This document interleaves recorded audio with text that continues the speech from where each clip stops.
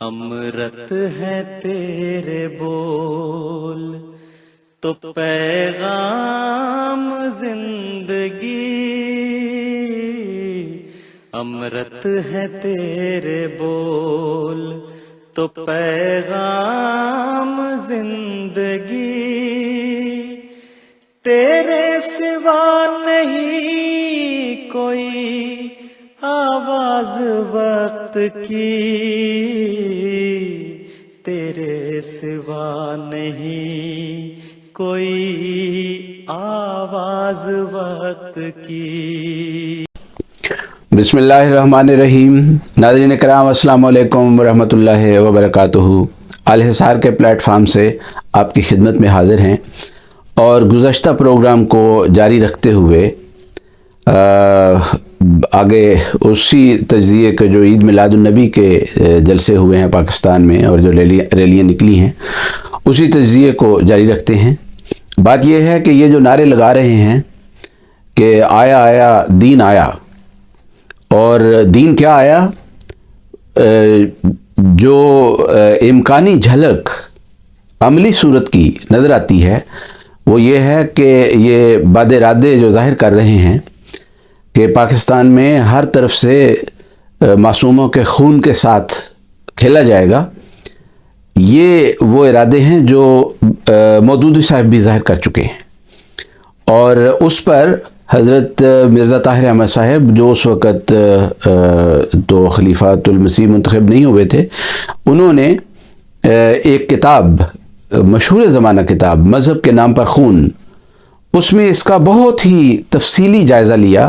اور بہت زبردست تجزیہ کیا۔ وہ کتاب اپنے ادبی لحاظ سے بھی ایک شاہپارہ ہے، شاہکار ہے وہ، اور انسانی تاریخ کو، مذہب کی تاریخ کو اس طور پر کہ مذہب میں ظلم اور جبر کی قوتیں کس طور پر مذہب کو ہائی جیک کیا کرتی ہیں، اور کس طرح مخالفین انبیاء نے انبیاء کے مخالفت کی، اور کس طرح وہ پھر نیست و نابود ہوئے۔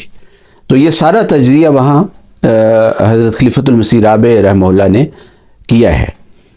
تو اگرچہ جیسے میں نے پچھلے پروگرام میں عرض کیا تھا کہ یہ چہرے نئے ہیں، اور ویسی ہی بات ہے کہ بوتل نئی ہے شراب پرانی ہے، باتیں وہی ہیں جو مودودی صاحب کر گئے ہیں، کوئی نئی بات ان کی پٹاری سے نہیں نکل رہی، اور انہوں نے صرف یہ ہے کہ آج کل جیسے میں نے پچھلے پروگرام میں بتایا تھا کہ سوشل میڈیا کے زور پر اس کو پاپولیرٹی بڑی جلد ہو گئی ہے، تو ہم اس دور کی طرف واپس جاتے ہیں جہاں مودودی صاحب نے ایک عملی جھلک جو ہے دنیا کو دکھائی تھی کہ جب ہم دنیا میں، ہم پاکستان میں حکومت میں آئیں گے تو ہم اس طور پر قتل و غارت کریں گے، اور اس کے نتیجے میں پھر لاہور میں مارشل لا بھی لگا، اور وہ 1953 کے فسادات جو ہوئے تو اس کی جو inquiry report, Munir inquiry report کے نام سے یا فسادات پنجاب کی انکوائری رپورٹ کے نام سے جانی جاتی ہے، اس کا حوالہ دے کر حضرت خلیفۃ المسیح رابع رحمہ اللہ نے اس کے بہت بے شمار اقتباسات آپ نے درج فرما کر اپنی کتاب میں تو اس ساری صورتحال کا تجزیہ پیش کیا، اور مودودی دماغ جو ہے اس کا تجزیہ پیش کیا کہ اس دماغ کے اندر ہے کیا، اور یہ دماغ لبیک والوں کے بھی وہی دماغ ہیں، کوئی نئی بات نہیں ہے، صرف بوتلیں نہیں ہیں اور کچھ نہیں ہے۔ تو وہاں سے ہم شروع کرتے ہیں کہ وہ جو ججز تھے انہوں نے اپنی رپورٹ میں جو مختلف فرقوں کے آپس میں اختلافات ہیں، ان اختلافات کی نوعیت کو اور اس کی انٹینسٹی کو محسوس کیا اور اس کو درج کیا اپنی اس رپورٹ میں کہ یہ جو شیعہ، سنی، وہابی، مقلد، غیر مقلد اور آزاد مفکرین ہیں، ان سب کا آپس میں کیسے گزارا ہونا ہے، کیا وہ امکانی شکل بنتی ہے پاکستان کی اگر ان مولویوں میں سے کسی کے ہاتھ میں حکومت جو ہے وہ چلی جائے گی۔ تو بین ہی وہی بات ہے، ابھی یہ جو کہہ رہے ہیں نا دین آیا دین آیا، یہ یہی بات کہہ رہے ہیں کہ ہم حکومت میں آنے والے ہیں، اور ہم حکومت میں آ کے تو پھر اس طرح کچھ تو خون کریں گے اور سر تن سے جدا کریں گے لوگوں کے۔ تو ان ججز نے اس لمبی بحث کو کر کے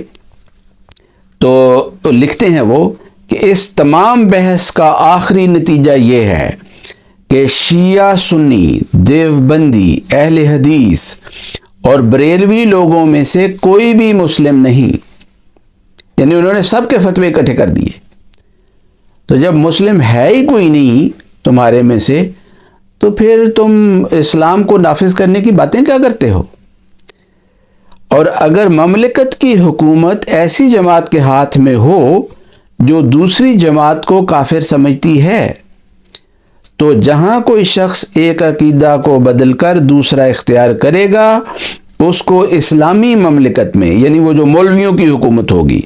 اس میں لازماً موت کی سزا دی جائے گی۔ یعنی اہل حدیثوں میں سے اگر کوئی بریلوی ہو جائے گا تو اس کو سزا دی جائے گی اگر بریلویوں کی حکومت ہوئی، اگر اہل حدیثوں کی حکومت ہوئی تو اس کو مرتد کی سزا دی جائے گی، اور اگر بریلویوں کی حکومت ہوئی، جس طرح یہ لبیک والے کہہ رہے ہیں، اور ان میں سے کسی نے بریلویت کو چھوڑ کر تو دیوبندی ہو گیا، اہل حدیث ہو گیا، یا اہل قرآن کی طرف چلا گیا، یا شیعہ ہو گیا، یا ویسے ہی کسی اور مذہب کو اختیار کر لیا۔ احمدی تو یہ سمجھتے ہیں کہ بس جہاں سے بھی ہو گیا بس اس کو مار دیں، لیکن باقیوں کی طرف بھی جانے کا نتیجہ صرف ارتداد کی سزا کو نافذ کرنا ہی ہے۔ تو وہ ججز کہتے ہیں کہ اس کو اسلامی مملکت میں لازماً موت کی سزا دی جائے گی، اور جب یہ حقیقت مد نظر رکھی جائے کہ ہمارے سامنے مسلم کی تعریف کے معاملے میں کوئی دو عالم بھی متفق الرائے نہیں ہو سکے، یعنی جتنے علماء پیش ہوئے تھے، وہ ججز کہتے ہیں دو مولوی بھی متفق نہیں تھے کہ مسلمان کہتے کس کو ہیں، تو اس عقیدے کے نتائج کا قیاس کرنے کے لیے کسی خاص قوت متخیلہ کی ضرورت نہیں، یعنی کوئی خاص انٹلیکچوئل آپ کی کیپیسٹی کا ہونا ضروری نہیں کہ آپ کو خاص امیجنیشن ہو تو پھر آپ اس کو کیپچر کر سکتے ہیں اس تصویر کو کہ کیا بنے گا۔ کوئی بہت بڑا انٹلیکچوئل ہونے کی ضرورت نہیں ہے، سادہ سی بات ہے۔ اگر علماء کی پیش کی ہوئی تعریفوں میں سے ہر تعریف کو معتبر سمجھا جائے، پھر انہیں تحلیل و تحویل کے قاعدے کے ماتحت لایا جائے، اور نمونے کے طور پر الزام کی وہ شکل اختیار کی جائے جو گلیلیو کے خلاف انکویزیشن کے فیصلے میں اختیار کی گئی تھی، تو ان وجوہ کی تعداد بے شمار ہو جائے گی جن کی بنا پر کسی شخص کا ارتداد ثابت کیا جا سکے۔ مطلب یہ ہے ان کے کہنے کا کہ جس طرح گلیلیو کو اس وقت سزا دی گئی اور بہت ہی بہانے بنائے گئے صرف سزا دینے کے لیے، اور ایسی جسٹیفیکیشنز تلاش کی گئیں، تو ایسی جسٹیفیکیشنز تلاش آج بھی کسی بھی مسلمان کو مرتد قرار دینے کے لیے یہ مولوی تلاش کر لیں گے۔ بس آگے اس پر حضرت خلیفۃ المسیح رابع رحمہ اللہ نے تبصرہ کرتے ہوئے لکھا، پس ان حالات کو دیکھ کر کون کہہ سکتا ہے کہ ان مسلمان فرقوں میں سے کسی ایک کے علماء کے ہاتھ میں اقتدار آ جائے تو باقی تمام فرقوں کے افراد کا قتل عام جائز قرار نہیں دیا جائے گا۔ یقیناً ایسا ہی ہوگا، مگر اس فرق کے ساتھ کہ اس وقت کفر و ارتداد کے فتوے انفرادی طور پر شائع ہونے کی بجائے حکومت وقت کے بلیٹنز کی صورت میں شائع ہوا کریں گے، یا وہ ذرا کی پریس کانفرنس میں شاید ان کا اعلان کیا جائے، اور یہ تمام فتوے یک طرفہ ہوں گے، اور کسی مخالف عقیدہ کے عالم کو یہ حق نہ ہوگا کہ مسلمان حکومت کے کسی عالم کے خلاف فتویٰ جاری کر سکے۔ یعنی اگر بریلویوں کی، لبیکیوں کی حکومت آ گئی تو دیوبندیوں کو یہ حق نہیں ہوگا کہ وہ ان کے خلاف کوئی فتویٰ جاری کر سکیں، اور جب وہ یہ دیوبندیوں کو مرتد اور گستاخ قرار دے کر تو ان کے سر تن سے جدا کرنے لگیں گے، تو پھر صرف گورنمنٹ کا بلیٹن شائع ہوا کریں گے۔ یہ ہے ان کی حکومت کا ایک امکانی تصور۔ جو کہ ممکن نہیں ہے، ہونا نہیں ایسے، بلکہ فتویٰ کا کیا سوال، اس کے لیے تو اپنی جان عزیز بھی بچانا ناممکن ہوگا، سوائے اس کے کہ تقیہ سے کام لے۔ اور اگر وہ آگے پھر مودودی صاحب کی عبارت ہے، اگر وہ ایسا ہی راستی پسند ہے کہ منافق بن کر رہنا نہیں چاہتا بلکہ جس چیز پر اب ایمان لایا ہے اس کی پیروی میں صادق ہونا چاہتا ہے، تو اپنے آپ کو سزائے موت کے لیے کیوں پیش نہیں کرتا؟ حضور فرماتے ہیں بلیٹنز کی سرگرمی کے ساتھ ساتھ گلوٹینز، گردن اڑانے کا ایک آلہ جو ہوتا ہے، اس کی حرکت بھی تیز تر ہوتی چلی جائے گی اور دھڑا دھڑ سر دھڑ سے جدا ہونے لگیں گے۔ اور جیسا کہ ہر ایسے تشدد کے دور میں ہوا کرتا ہے، ان راستی پسندوں کے سوا بھی جو منافق بن کر زندہ نہیں رہنا چاہتے اور گیدڑ کی 100 سالہ زندگی پر شیر کی نصف گھنٹہ کی زندگی کو ترجیح دیتے ہیں، کچھ ایسے لوگ ہوں گے جو ارتداد کے الزام میں ماخوذ کیے جائیں گے، یعنی وہ لوگ جن کے دشمن انہیں حکومت وقت کے ہاتھوں مروانے کے لیے ان پر کفر کے الزام لگائیں گے۔ جس طرح آج کل اگر کسی کے وہاں زمین ہتھیانی ہو اور وہ احمدی نہ بھی ہو تو اس کے اوپر قادیانی ہونے کا لیبل لگا دیتے ہیں، کسی کی دکان بند کروانی ہو تو اس کو کہہ دیتے ہیں کہ یہ قادیانی ہے۔ اب یہ پچھلا جو آرمی چیف تھا بیچارہ، اس کو دوڑ کے جا کے عمرہ کر کے آنا پڑا اور آ کے وہ میلاد شریف کروانی پڑی کہ میں نے آرمی چیف بننا ہے۔ تو یہ جو حرکتیں ہیں جیسا کہ پہلے بھی لگتے ہیں اور آج بھی لگ رہے ہیں، اور عدالتوں میں کثرت کے ساتھ حلفیہ گواہ پیش ہوا کریں گے کہ فلاں ابن فلاں نے بریلوی یا دیوبندی یا مودودی عقائد کے خلاف جس کی بھی حکومت ہو یہ کفر بکے تھے۔ یعنی اگر ان لبیکیوں کی حکومت آ گئی تو پھر وہاں لبیکی ہی مولوی جو ہیں وہ عدالتوں میں کھڑے ہو کے قسمیں اٹھا کے کہیں گے کہ یہ جو فلانا اہل حدیث ہے یا دیوبندی ہے یا شیعہ ہے یا احمدی ہے یا عیسائی ہے یا جو بھی ہندو ہے، جس بھی مذہب کا ہے، جس بھی فرقے کا ہے، اس نے یہ گستاخی کی ہے تو بس مار دو اس کو۔ چنانچہ ایسے ملزمین کے انکار پر لازماً انہیں پولیس کی تحویل میں مزید تحقیق کے لیے دے دیا جایا کرے گا اور انہیں طرح طرح کی خوفناک اذیتیں دے کر پوچھا جائے گا کہ خدا کو حاضر ناظر جان کر بتاؤ کہ تم نے فلاں کلمہ کفر کہا تھا یا نہیں۔ بس کچھ تو وہ ہوں گے جو خدا کو حاضر ناظر جان کر اس کلمہ کفر سے انکار کریں گے اور اس جھوٹ کی پاداش میں خوفناک اذیتیں سہ کر جان دے دیں گے کہ ہاں ہم نے یہ کلمہ کفر بکا تھا، اور اس اظہار صداقت کی پاداش میں ان کی گردنیں شمشیر یا گلوٹین کے ایک وار سے اڑا دی جائیں گی۔ اگرچہ اس میں کوئی شک نہیں کہ اسلامی حکومت کی اس عملی تصویر کو دیکھ کر غیر اسلامی دنیا یہ بھی بات سن لیں کہ یہ جو عملی تصویر لبیک والے پروپیگیٹ کر رہے ہیں کہ ہم یہ کرنے کے لیے حکومت میں آئیں گے، تو اس کے نتیجے میں غیر اسلامی دنیا سخت برافروختہ اور متنفر ہوگی اور اسلام کے خلاف شدید نفرت کے جذبات سینوں میں بھڑک اٹھیں گے، حتیٰ کہ محمد عربی صلی اللہ علیہ وسلم کی حسین تعلیم کو، جو دراصل سراپا امن اور سلامتی کی تعلیم ہے، مجسم وحشت اور بربریت کے نام دیے جانے لگیں گے۔ تو یہ جو اسلاموفوبیا یہاں بڑھے گا، اور یہ جو کچھ انہوں نے اب ان جلسوں میں کیا ہے، میلاد کے جلسوں میں، یہ ویڈیوز ساری دنیا میں دیکھی جا رہی ہیں اور دیکھی جائیں گی، ان کے ترجمے بھی ہوں گے اور ساری دنیا ان کو دیکھے گی۔ تو جب وہ سنیں گے کہ ایک قتال نبی آ گیا ہے، جنگوں والا نبی آ گیا ہے، تلوار والا نبی آ گیا ہے، تو نتیجہ کیا ہے؟ یہاں جو مسلمان مغربی ملکوں میں رہ رہے ہیں، ان کی زندگی بہت تنگ ہو جائے گی، اور ان مسلمانوں کو اس کے خلاف اگر کوئی عقل شعور ہے تو کھلم کھلا احتجاج کرنے چاہیے ان کو کہ یہ اسلام نہیں ہے، یہ اسلام کے نمائندے نہیں ہیں۔ لیکن بدقسمتی یہ ہے کہ یہاں کے مسلمان، مغرب میں بیٹھے ہوئے مسلمان بھی اس حقیقت سے ناواقف ہیں، اور ان کو اتنی عقل بھی نہیں ہے کہ جن ملکوں میں رہ رہے ہیں، اگر ان ملکوں میں غیر مسلموں تک یہ باتیں پہنچتی ہیں، اور یقیناً پہنچیں گی، یہ تو ہو نہیں سکتا کہ یہ نہ پہنچے، کیونکہ سوشل میڈیا کے اوپر موجود ہیں۔